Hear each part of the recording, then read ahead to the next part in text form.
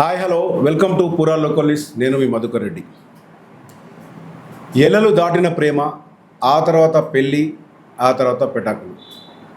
ఇప్పుడు ప్రస్తుతం ఉరుకులు పరుగుల జీవితంలో చాలా వరకు మనం వింటున్నవి భార్యాభర్తల మధ్య పొసిగిన పొరపచ్చాలతో విడాకులు ఇవన్నీ జరుగుతున్నాయి. కానీ ప్రస్తుతం మనతో ఒక వ్యక్తి ఉన్నాడు.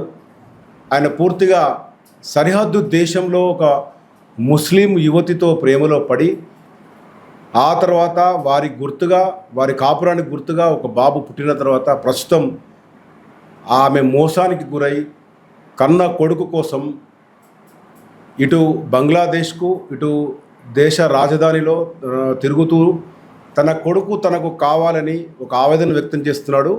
ఇది రకంగా చూస్తే లవ్ జిహాదీ అనే ఒక పదాన్ని మనం ఇంటర్వ్యూలో బట్టి చూసాము. చాలా వరకు ఒక కమ్యూనిటీ ఒక రిలీజన్ దీనిపైన చాలా ఫోకస్ చేసిందని చెప్తున్న క్రమంలో ఇక్కడ మనం ప్రత్యక్షంగా చూడొచ్చు. వికారాబాద్ జిల్లాకు చెందిన తిరుపతి అనే వ్యక్తి రియా అనే ఒక ముస్లిం యువతతో ప్రేమల పడి కొడుకును కన్న తర్వాత ప్రస్తుతం ఆమె తన కొడుకును తీసుకొని విదేశాలకు పారిపోయిందని చెప్తున్నాడు. ఈ మేరకు ఆయన తాజాగా కేంద్ర మంత్రి హోంశాఖ సహాయక మంత్రి బండి సంజయ్ కుమార్ను కలిసి ఒక వినతి పత్రం ఇవ్వడం జరిగింది. ప్రస్తుతం ఆయనతో ఉన్నాం. ఆయన ఏం చెప్తున్నారు, అసలు అతని భార్య అతని కొడుకు అసలు జరుగుతున్నది ఏంది, ఈ రెండు సరిహద్దు దేశాల్లో అసలు వీరిద్దరి మధ్య ప్రేమ కథ ఎలా సాగింది, వాళ్ళు అసలు బంగ్లాదేశ్ నుంచి ఇక్కడ వచ్చి ఎట్లా ఉన్నారని తెలుసుకుందాం. హలో తిరుపతి, బాగున్నావా? సార్ బాగుంది. ఏంటి అసలు నాకు తెలిసి నువ్వు గత సంవత్సరం నుంచి కూడా నీ కొడుకు కోసం తలడిల్లుతున్నావు. అసలు ఇప్పుడు నేను చెప్పినట్టుగా ఆ రియా అనే యువతి నీకు ఎట్లా పరిచయం అయింది? మీరు పెళ్ళి చేసుకున్నారా? అసలు అఫీషియల్ పెళ్ళా లేకుంటే కలిసి సహజీవనం చేశారా? మీ పుట్టిన కొడుకు నా ఎందుకు ఎత్తుకపోయింది? సార్ మాది రిజిస్ట్రేషన్ మ్యారేజ్ అయితే ఏం కాదు సార్. నేను 2015లో బాంబే పోయినా సార్. అయితే పని కోసం పోయినా, మేస్త్రి పని కోసం. అక్కడ ఆమె పరిచయం అయింది, కలిసి ఉన్నాం సార్. అంటే మామూలుగా కొన్ని రోజులు ఒక 5-6 నెలలు అన్నీ ఉన్నా సార్ నేను పని కోసం. ఆమె పరిచయం అయింది, ఆమె నా దగ్గర ఉంటే సరే ఉండిపోయింది. ఎందుకంటే నేను ఫస్ట్ విడాకులు అయిపోయింది సార్. సో ఇద్దరం విడాకులు, మొదటి భార్యతో విడాకులు అయిపోయి నువ్వు ఒంటరిగా బాంబే వెళ్తే ఆమె కలిసి ఉంటే సరే అని ఇద్దరం కలిసి ఉన్నాం సార్. ఆడికెళ్ళి షాద్నగర్ వచ్చి రూమ్ పెట్టినా సార్. షాద్నగర్కి వచ్చింది అంటే బాబు పుట్టకన్నా ముందు సార్. షాద్నగర్ వచ్చింది, షాద్నగర్ ఉన్నాం. తర్వాత నేను మా ఊరికి వెళ్ళిపోతా అంటే సరే నీ ఇష్టం, మా చెల్లెల వాళ్ళతో పోతుంటే మళ్ళీ ఇటుకెళ్ళి బాంబే సూరజ్ పోయింది సార్. సూరజ్ పోతే సార్ సూరజ్ పోయి మళ్ళీ ఫోన్ చేసింది, నేను నీకు అన్నం చేస్తా, అది ఏదో జరిగింది నీకు చెప్పకుండా నేను ఏదో ఉండాలని వచ్చినా, మళ్ళీ నీతోనికి వస్తా, నేను నన్ను తోలుకపో అంటే మళ్ళీ బాంబే పోయినా సార్. నేను పోయి బాబుని తీసుకొని వచ్చిన, అది బాబుని కాదు సార్, ఆమెను తీసుకొని వచ్చిన. ఆయన కలిసి ఉన్నాం బాంబేలో. కలిసి ఉన్నాక 2017లో బాబు పుట్టిండు సార్. అప్పటి వరకు మేము కలిసే ఉన్నాం. 2017 28వ తారీఖు 9వ నెలల బాబు పుట్టిండు సార్. మేమిద్దరం కలిసి ఉన్న ఒక బొంబాయిలో ఒక ఠాకూర్పాడ అనే విలేజ్లో ఒక 8 నెలలు మేమిద్దరం ఒకటే ఫామ్ హౌస్లో ఉన్నాం సార్ కలిసి. ఆ సారాలు కూడా తెలుసు, భార్యాభర్తలని తెలుసు, కలిసి ఉన్నాం. ఆమె నాతోనే ఉంటాను అనుకున్నా, కానీ లాస్ట్కి వస్తే ఆమె వేరే నేను ఫస్ట్ అది రైతు బంధు చెక్కుల కోసం నేను ఊరు చెక్కులు వాళ్ళకి ఇస్తా అంటే నేను మన ఊరికి వచ్చిన సార్, తెలంగాణకు వచ్చి చెక్కు తీసుకుని వచ్చిన. అంత లోపల ఒక 15 రోజులు లేట్ అయింది. నాకు ఫోన్ చేసి నువ్వేం రాకు, నేను మా ఊరిని పెళ్లి చేసుకున్నా, మా దేశం బంగ్లాదేశ్ అని పెళ్లి చేసుకున్నా, మా ఊరు కాలియా పక్కల ఏదో జసూరో ఏదో అన్నాడు, ఆ ఊరు పోయి పెళ్లి చేసుకుంటుంటే సరే నీ ఇష్టం అని నేను పోలేను సార్. ఇక మరి ఇట్లా బాబు పరిస్థితి ఏంటంటే ఒక 2 నెలల తర్వాత ఫోన్ చేసింది మళ్ళీ, ఇట్లా నీ బాబుని ఇక్కడ గ్యాసు అంటే ఫస్ట్ మొదట కొడుకుని తీసుకొని పోయిందా? కొడుకు ఆమె దగ్గర వెళ్ళిపోయాడు. ఆమె దగ్గర తర్వాత కొడుకు గురించి మళ్ళీ ఫోన్ చేసింది. కొడుకు గురించి నేను ఫోన్ చేసి ఇట్లా నీ బాబుని ఇబ్బంది పెడుతున్నాడు, పాలు గరం చేయి, గ్యాస్ అయిపోతున్నాడు, బిస్కెట్ ఏమైనా అని కొడుతున్నాడు, కొట్టిండు కూడా. అంటే నేను పోయి రెండో ఆమె చేసుకున్నాడు. నేను బాంబే పోయి బాబుని తీసుకొని వచ్చిన సార్. కరోనా టైంలో రియాకు నీతో పెళ్లి కాకముందు ఒక పెళ్లి అయింది, తర్వాత నీతో ఉంది, తర్వాత ఇప్పుడు మూడో పెళ్లి. మూడో భర్తతోని ఉంటూ నీ కొడుకు కష్టమవుతుందని చెప్తే నేను పోయి ఫస్ట్ లాక్డౌన్లో 7వ నెలలో పోయి బాబుని తీసుకొచ్చాను సార్. బాంబే పోయి నేను మా ఫ్రెండ్ ఇద్దరం కలిసి పోయి తీసుకొచ్చిన తర్వాత నా దగ్గర మంచిగా ఉన్నాం. అప్పుడు ఊర్లో ఉన్న కొన్ని రోజుల తర్వాత హైదరాబాద్ పనికి వచ్చిన, బాబుని స్కూల్కి వేసిన. అది సర్టిఫికేట్ ఉంది సార్, బర్త్ సర్టిఫికేట్ ఉంది, వాని స్కూల్ సర్టిఫికేట్ ఉంది సార్ నా దగ్గర. మళ్ళీ ఫోన్ చేసి 2022లో నాకు ఒకసారి మొత్తానికి నేను మా ఊరికి వెళ్ళిపోతున్నా బంగ్లాదేశ్, నేను బాబుని ఒకసారి చూపించుకొని పోయినాను సార్. నేను ఏడికెళ్ళి నాంపల్లి స్టేషన్లో రైలు ఎక్కి బొంబాయి పోయినా సార్. బొంబాయి పోయి ఇట్లా ఆమె కలిసింది, స్టేషన్కి వచ్చింది. ఆమె ఒక్కటి ఉంది కదా అనుకున్నా.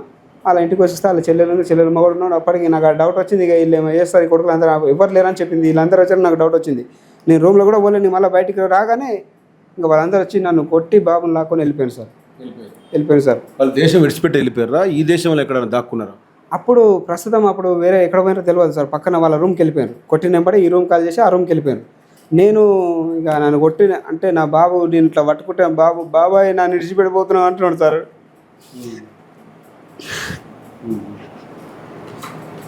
అంటే ఈయనకి నన్ను ఏడు విడిచిపెట్టిపోతున్నావురా నువ్వు అని అంటున్నాడు సార్ కొడుకు. అవును సార్. అయితే ఇక రోడ్డు మీదకి విడిచిపెట్టిపోయాను సార్. అయితే నేను ఒక్కని కదా సార్, నాకేం అంత అర్థం కాలేదు. చక్కగా ఊరికి వచ్చింది సార్. ఊరికి వచ్చి మళ్ళీ మా అన్న నేను కలిసి బాంబే పోయినాం. పోయి పోలీస్ స్టేషన్ పోతే ఇట్లా అయిందంటే, సరే ఉండు తోలుకొస్తామంటే ఏడో ఇల్లు చూపిస్తామంటే చూపించాను సార్.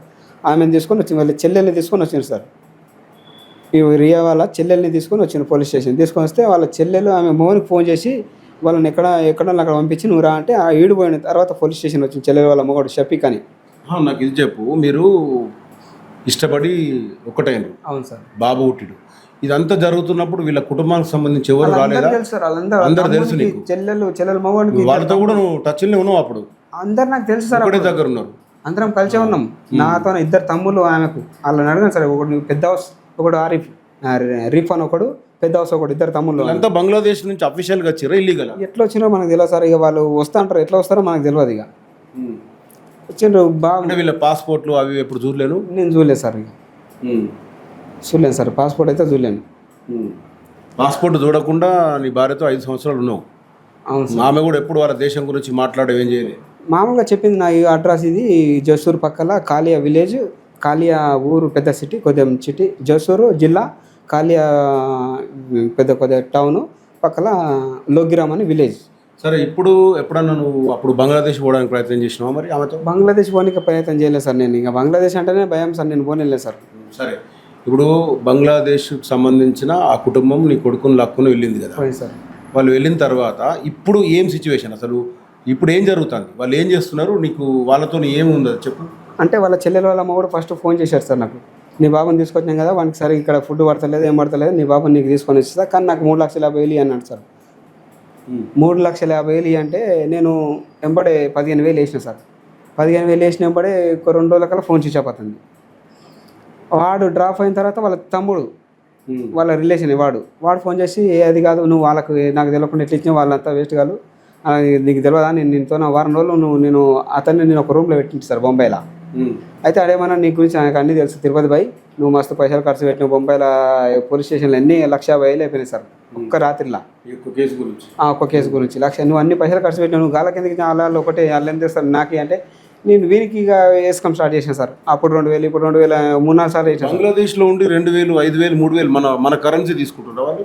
మన కరెన్సీ మన స్కానర్ పంపుతున్నాడు, నేను స్కానర్కి వేస్తున్నా, మళ్ళీ వాడు ఎట్లా తీసుకుంటున్నావు? ఇండియన్ అకౌంట్ ఉందా? బంగ్లాదేశ్ అకౌంట్? ఇండియన్ అకౌంటే సార్.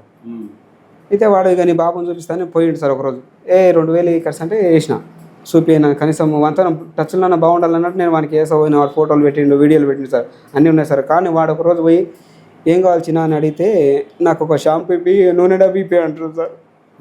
ఇప్పుడు ఎంత ఉంటుంది నీ కొడుకు ఏజ్? 7 సంవత్సరాలు సార్. అంటే నీ దగ్గరకు వెళ్ళి 2 ఏళ్ళు అయింది. సంవత్సరంన్నర అవుతుంది సార్. అయితే ఒక విషయం చెప్పు, ఈ 2 సంవత్సరాల నుంచి నీ కొడుకు, నువ్వు కేవలం నీ కొడుకు కావాలి ఇప్పుడు, ఆమెతో సంబంధం లేదు, కానీ ఆమె ఎక్కడుందో నీకు తెలియదు. ఫోన్ టచ్లో ఉన్నారు వాళ్ళంతా. ఆ ఫోన్ నెంబర్ నీకు వచ్చే ఫోన్ నెంబర్లు ఇక్కడ ఇండియన్ ఫోన్ నెంబర్ సార్ లేకుంటే బంగ్లాదేశ్ ఫోన్ నెంబర్ సార్. ఇప్పుడు ఎవడైతే ఉన్నాడో వాని తమ్ముంది, వాళ్ళ అన్నది, వాళ్ళ అమ్మది, వీనికి 2 నెంబర్లు ఉండే, వాళ్ళ అమ్మది ఒక నెంబర్, వాళ్ళ అన్నది ఒక నెంబర్, 4 నెంబర్ రన్నింగ్లో ఉన్నాయి సార్, కలుస్తున్నాయి ఇప్పుడు. మరి నువ్వు చూస్తే ఏదో క్యాజువల్ లేబర్గా కూలి పని చేసుకుని నువ్వు బాంబేలో జీవనం సాగించడం కదా, నీ దగ్గర డబ్బులు లేవు కదా, వాళ్ళు ఎందుకు పీడిస్తున్నావు? నీ దగ్గర డబ్బులు లేవు కదా. అంటే నేను బాబు కోసం ఏమైనా చేస్తానని తెలుసు సార్. నేను బాబుని ఎంత ప్రేమించినా వాళ్ళకి తెలుసు సార్. కనీసం అని ఇట్లా ఎంత మంచిగా చూసుకున్నాను సార్. వీని కోసం వీడు ఏమైనా చేస్తా అని వాడు ఫోన్ చేస్తాను సార్. खर्चा कितना लगेगा अपना को हिसाब से मेरे को बताओ, वो हिसाब से मैं विशाल इधर आने के लिए कितना खर्चा लगेगा पूरा? तुमको मैं वो बात बोल दिया ना एक बार भाई, उससे कम तो ये लोग मान जाए नहीं, आज उससे कम बोलेगा तो ये लोग बोलेगा रुक जाओ। हाँ वही, अगर कितना मांग रहा है, वो कितना मांग रहा है, ये पुलिस स्टेशन में क्या क्या बोल रहा था ना कि पूरा टोटल कितना लगेगा ये बोलो मेरे को, वो कौन तो किसका तो पैसा नहीं देगा तो चलेगा ऐसा बोल रहा था ना। हाँ तो वो जो नगोशिया था ना उसको उसको पैसा नहीं देगा चलेगा, वही वही काम हो जाए। अच्छा अच्छा, बाकी कितना होएगा? ये 3 लाख के 3 लाख हो रहा है बाकी।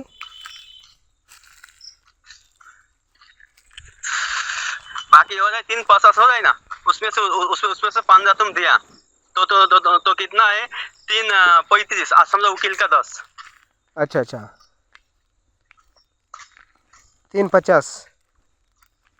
350 वकील का 10, 360, 60 से तुम 15 दिया। अच्छा, टोटल अभी 350 लगेगा। हाँ 350 लगेगा। ठीक है भाई, वही कोशिश कर रहा हूँ। अभी क्या है, वो जो एसीबी है ना उसके साथ में ज्यादा बात करेगा ना, वो क्या बोलेगा तू वो लोग क्या है, बद आदमी है। बद हाँ। आदमी से एक बार से 2 बार फोन कर सकता है, 3 बार फोन करेगा तो बोलेगा तेरा मेटल तू हटा, मैं नहीं करेगा, हटा। अच्छा, ఇంకోటి ఏంటంటే నాకు తెలిసిన పరిచయం విషయాలు నేను అందరికీ టచ్ ఎవరి దగ్గర పోయినా నాకు రెస్పాన్స్ రాలేదు సార్. నేను నెట్లో కూడా అందరికీ ట్విట్టర్లో నరేంద్ర మోదీ కానీ హసీనా షేక్ కూడా పెట్టినా సార్. నేను బంగ్లాదేశ్ ప్రధానమంత్రికి కూడా నేను పోస్ట్ చేసిన, ఎవరు రిజిస్టర్ చేయలేదు సార్. ఇంకోటి మన బండి సంజయ్ సార్ కాంబోడియా నుంచి 4 తీసుకొచ్చినది తెలిసింది సార్. అప్పుడు వీడికి వచ్చాను సార్, నా కొడుకు తెస్తాడని. ఏమన్నారు మరి మంత్రి గారు? సరే తీసుకొస్తాలే చూస్తానని అన్నాడు సార్. ఒకటిసారి బండి సంజయ్ సార్ వాళ్ళని తెచ్చినట్టే నా కొడుకుని కూడా తెస్తానని ఒక నమ్మకం సార్.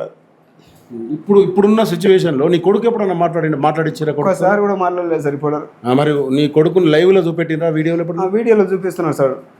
నేను గుర్తుపడుతున్నాడు నీ కొడుకు? నేనని చెప్తలేడు సార్. మీ నాయన లైన్లో ఉన్నా అని చెప్పలేడు సార్. దూరంకి వెళ్ళి చూపిస్తున్నాడు. ఇదిగో నిన్ను చూపెట్టలే, వానికి చెప్తలేడు సార్. పిల్లగాని నాకు చూపిస్తున్నాడు కానీ పిల్లగానికి చెప్తలే మీ నాయన ఫోన్లో ఉండడు అని.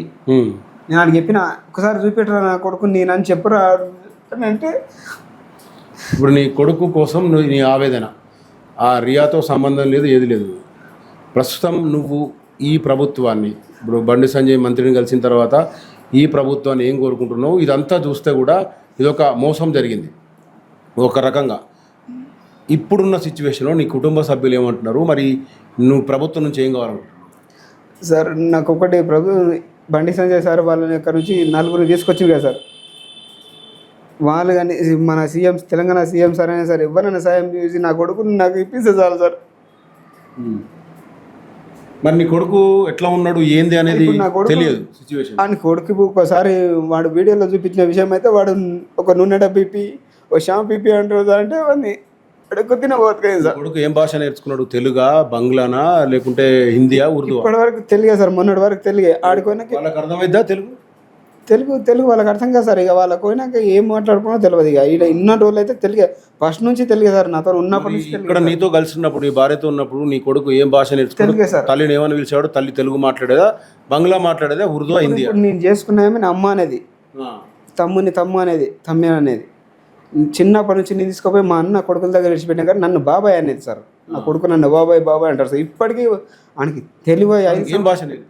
తెలుగు భాషనే సార్. నీ భార్యని పాత మాజీ రియా అనటం ఏం మాట్లాడేది పిల్లగాంతో ఆలన పాలన చూసేదా ఉన్నప్పుడు? అంటే సంవత్సరంన్నరనే ఉన్నాను సార్, కలిసి ఉన్నాం. ఆ సమయానికి భాష లేదు, ఏం లేదు. ఎట్లయితే వాడి జట్ట పెద్దాన్ని నేను తీసుకొచ్చుకున్నా, మొత్తం భాష నాదే. ఇక సంవత్సరంన్నర తర్వాత ఆమె వెళ్ళిపోయిన తర్వాత ఒక 5 సంవత్సరాలు నీ కొడుకుని పెంచుకున్నావు కదా? అవును సార్. వాళ్ళు ఈ 5 సంవత్సరాలు నీ జోలికి రాలే, నీకు ఎప్పుడు టచ్లోకి వచ్చారు మళ్ళీ? అంటే వీళ్ళెవ్వరు టచ్ లేదు సార్. ఓన్లీ ఆమె ఒక్కటే టచ్ ఉంది. ఒకసారి చూపిట్టు, ఎప్పుడన్నా నెలకు 2 నెలలకు ఒకసారి ఫోన్ చేస్తేనే వీడియో చూపించలేదు అని ఇట్లా చూపిస్తుంటే అంతే. నేను కూడా దూరంకి వెళ్ళి చూపిస్తుంటే నీ కొడుకు, మన కొడుకు అని చూపిస్తుంటే చూపిస్తే సరే అంటే వీడు అసలు చూడకుండా అమ్మని కూడా మర్చిపోయింది సార్. అప్పటికే అమ్మనే వీనికి లేదు, వీడు ఉన్నాయమని అమ్మ అంటున్నాడు, ఇప్పుడు ఉన్నాయమని అమ్మ అంటాడు. అవన్నీ చూపెట్టు అసలు ఏమిది.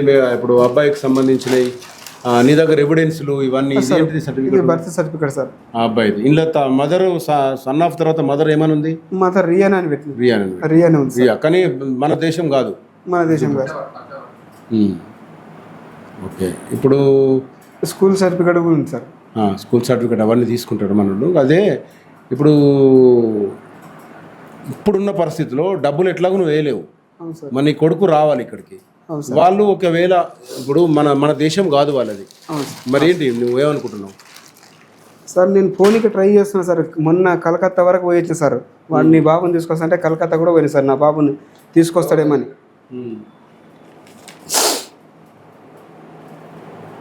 నీ బాబుని తీసుకొస్తా, నాకు ₹1,00,000 అంటే ₹1,00,000 తీసుకొని పోయినా సార్ బంగ్లాదేశ్. కలకత్తాకు పోయినా సార్. బార్డర్ అక్కడికి పోయినా, అదేమంటారు సార్ లైన్ ఉంటుంది సార్, బాండరీ వరకు పోయినా సార్. నువ్వు చెప్పురా నాయన పైసలు ఫోటో పెట్టినానికి, ఫోటో కూడా చూపించిన.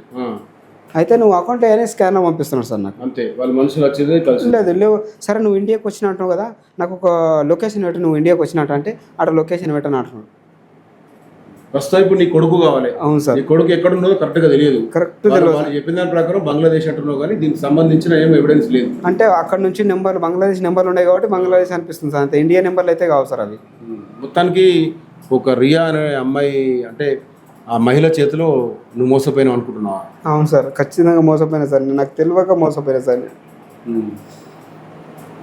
ఇది మనం చూసాం, ఒక తండ్రి ఆవేదన కనబడుతుంది. ఒక రకంగా చూసుకుంటే ఈయన ప్రేమించి పెళ్లి చేసుకున్న తర్వాత వారి కాపురానికి గుర్తుగా ఓ కొడుకు జన్మించినప్పుడు కూడా ఆమె ఈయనను వదిలిపెట్టి వెళ్ళిన తర్వాత ఈయన జీవితం ఈయన కొనసాగిస్తున్న పరిస్థితి. స్వరాష్ట్రానికి వచ్చి ఇక్కడ బతుకుతున్న సమయంలో మళ్ళీ ఒకసారి ఆ విదేశీ సంబంధించిన బంగ్లాదేశ్ గ్యాంగ్ మళ్ళీ ఎంటర్ అయింది.